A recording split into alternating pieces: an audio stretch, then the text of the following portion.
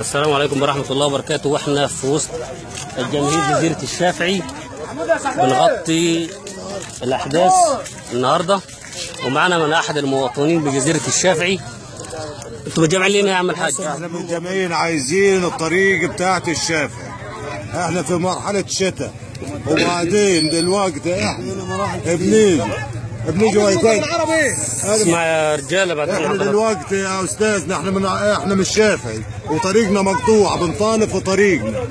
الدنيا ما تشتي مش نعرف نطلع من الطريق اللي بنشيل عيالنا على الحمير ونسواننا والمريض ونطلع على الصفيه.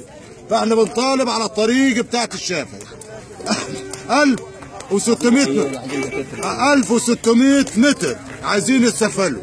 هذه اللي قصه الاسفلت ينزل. طب هو حل مشاكل يا عم الحاج بقطع الطريق؟ احنا لا مش قطع، احنا قاعدين، احنا شايفنا استاذنا احنا بنشتغل، احنا بنبلطج، احنا قاعدين هم محترمين. طب ما كان في اجتماع مع اهالي البلد ما حدش سال فينا يا عم الحاج، وكان في وعود بعد الانتخابات؟ ما حدش اجانا، لا مجلس المدينه ولا حد من المحافظه ولا حد من المسؤول. نعمل ايه احنا؟ يعني مش كده، احنا مش لنا حق في الدوله ديت؟ لك حق يا عم الحاج، يعني مش لنا حق؟ هتتكلم مين يتكلم؟ فاحنا عايزين رجائي عايزين وصوتنا يوصل للمسؤولين، صوتنا يوصل للمسؤولين عشان خاطر الطريق بتاع جزيره الشافعي. احنا عايزين صوتنا يوصل للمسؤولين لجزيره الشافعي الطريق بتاعها. شكرا. هنجوا معانا برضك احد الشباب من جزيره الشافعي.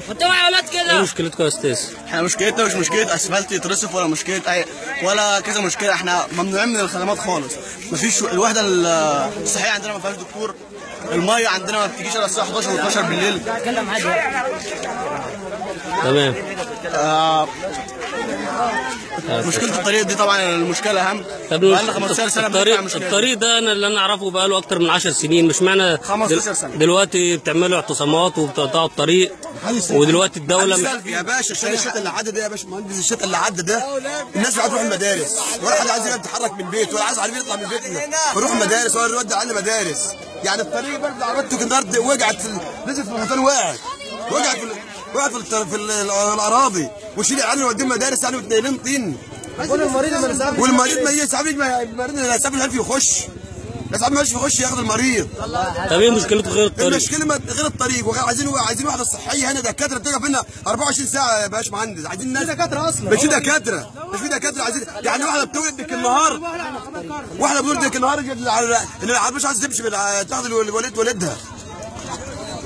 يعني نعمل احنا يعني ده مدفونين في البلد ده، يعني من 3 سنين واحده تغفى عشان اسعاف مش عارفه توصل، خدوها على العربيه الكار اللي هي بتاعت الحمار، خدوها على العربيه ومات على الطريق.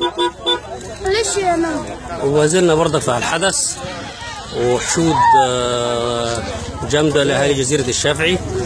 غضب ان بقى لهم 4 ايام مستمرين. 4 ايام مستمرين. هو كده مش ينفع. بقى لهم 4 ايام مستمرين ومفيش اي حد من المسؤولين. احنا عايزين حقنا زي الجاد اللي جنبنا، حقنا مهضوم. صور يا احمد ابو علي. وما زلنا برضك في وسط الاحداث. عايزين نستمر حقه، عايزين نعيش حلو، عايزين نروح المدارس. والله ضد الاطفال.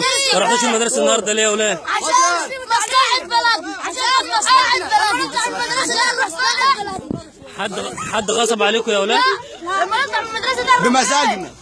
يا حد غصب عليكم قال له ما تروحوش المدارس؟ لا، حد اداكم فلوس؟ نطلع من المدرسه نروح الصفيه ونعرف نمشي طريق نمشي عليه. عايزين مصلحه بس. ومزرنا برضه في وسط الاحداث. عايزين نتصل على الصفيه. وما زلنا اعتصام كامل بجزيره الشافعي والمعاهد والمدارس.